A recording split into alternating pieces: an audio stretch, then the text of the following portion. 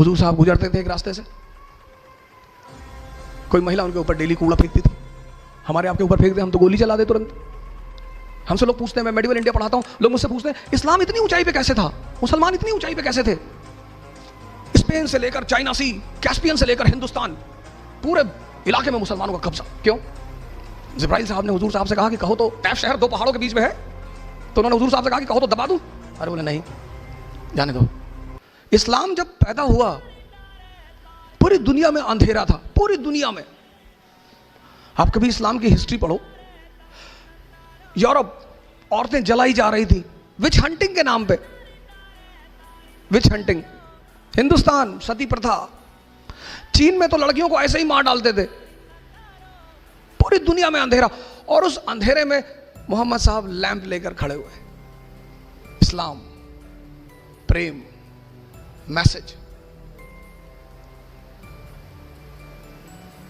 हुजूर साहब गुजरते थे एक रास्ते से, कोई महिला उनके ऊपर डेली कूड़ा फेंकती थी। हमारे आपके ऊपर फेंक दे हम तो गोली चला दे तुरंत। कि वह कूड़ा फेंकोगे, वो भी हम मतलब मैं, वाजीराम के टीचर, इतनी औकात तुम्हारी? पैगंबर, पैगंबर, हम तो उसके सामने कुछ है ही नहीं। पैगंबर, मालिक का सीधा हाथ है उस आदमी के सर पे। एक दिन उस महिला ने कूड़ा नहीं फेंका, वो मकान के अंदर गए, पता किया कि मोहतरमा कहाँ है, पता चला बीमार है। गए, हालचाल पूछा, कहा मालिक से दुआ करूंगा कि आप जल्दी ठीक हो जाए।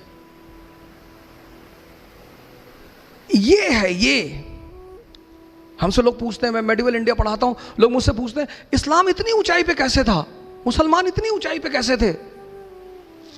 स्पेन से लेकर चाइना सी, कैस्पियन से लेकर हिंदुस्तान, पूरे इलाके में मुसलमानों का कब्जा। क्यों? क्योंकि वो अपने उस वक्त पैगंबर को समझते थे कि जीतने के सिद्धांत क्या है। जीतना तलवार से नहीं, तलवार से तो लूटा जाता है।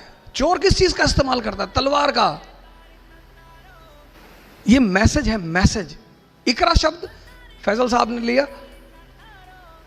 कि सर हम तो अपनी इंस्टीट्यूट का नाम इकरा रखेंगे। मैंने कहा बिल्कुल। मैंने कहा, इन्होंने मुझसे पूछा कि हम इंस्टीट्यूट का नाम क्या रखें, हमने कहा इकरा रखो, बड़ा अंधेरा है दुनिया में। इकरा मतलब पढ़ो। आज सबसे ज्यादा एजुकेशन में हिंदुस्तान में कौन पिछड़ा? मुसलमान। पैगंबर हमारा कह रहा है, हमारा, वो हम सब के पैगंबर है, किसी खास विशेष के नहीं है। वो कहता पढ़ो, समझो। तैफ शहर का नाम सुना होगा, काफी लोग बैठे हुए। तैफ, वहां के लोग हुजूर साहब को पत्थर मारते थे, गाली देते थे। अब हमको कोई यहां गाली दे, और सैफिर यहां के कमिश्नर है, धौले साहब आईजी है, तो मैं तो जाके इनसे कहूंगा कि सब एनकाउंटर करवा दो, मरवा डालो इनको, ये हमको गाली दे रहे सब। जिब्राइल साहब ने हुजूर साहब से कहा कि कहो तो तैफ शहर 2 पहाड़ों के बीच में है, तो उन्होंने हुजूर साहब से कहा कि कहो तो दबा दूं। अरे बोले नहीं, जाने दो। ये लोग, ये जो मुझे पत्थर मार रहे हैं ना, किसी दिन यही हमारे पैरोकार होंगे। मैसेज। आप पढ़ते को स्ट्रेस लेकर पढ़ना है मुझे नहीं, समझना है।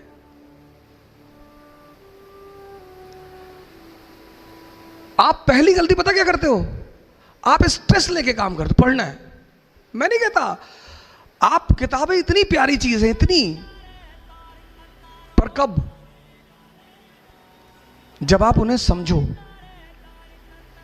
1922 में, 1920, गांधी जी की फोटो देखकर याद आ गया। अब अगर मैं सबकी फोटो देखकर आपको कहानी सुनाऊं तो ये तो चलता रहेगा, तो गांधी जी पे मैं मसले को खत्म करूंगा। 1920 में इस आदमी ने असहयोग आंदोलन, नॉन कोऑपरेशन मूवमेंट चलाया। ब्रिटेन की पार्लियामेंट ने अपने वॉइसरॉय से कहा कि मूवमेंट को रोको, ये गांधी की टीआरपी क्यों बढ़ा रहे हो, रोको मूवमेंट। रीडिंग वॉइसरॉय था, उसने कहा सर हम नहीं रोक सकते। बोले क्यों?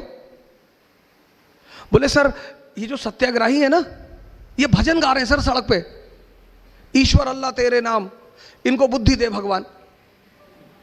अब जो आदमी आपके लिए दुआ मांग रहा है, मैं आपके सामने गन लेके खड़ा हूं, आप कह रहे हो कि मालिक इसको सद्बुद्धि दे दे, तो अगर मेरे अंदर इंसान है तो मैं आपका पैर छू लूंगा तुरंत, मारने का सवाल ही नहीं उठता।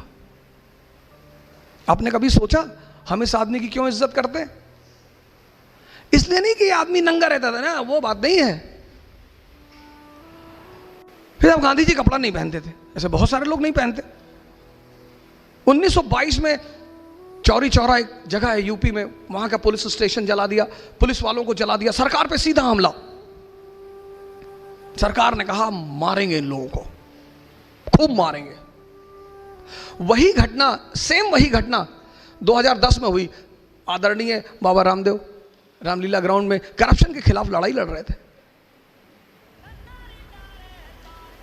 India against corruption. Very good, बहुत अच्छा, आपको लड़ो, आपको हक है, आप हिंदुस्तान के नागरिक हो, डेमोक्रेसी है, आप लड़ो।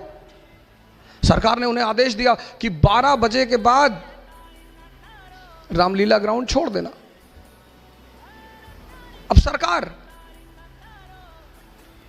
हमें सरकार के आदेश, हम करप्शन के खिलाफ लड़ रहे हैं, हम सरकार से थोड़ी लड़ रहे हैं, हमें चले जाना चाहिए था। पर बाबा वो बात नहीं समझ पाए। आगे क्या हुआ कहने की जरूरत ही नहीं। लेकिन 1922 में उस आदमी को यह बात समझ में आई, उसने मूवमेंट को रोक दिया। उसे पता था मुट्ठी भर लोग हैं, मुट्ठी भर, सरकार बहुत मारेगी, इनको इतना मारेगी कि ये दोबारा आंदोलन पर आएंगे नहीं।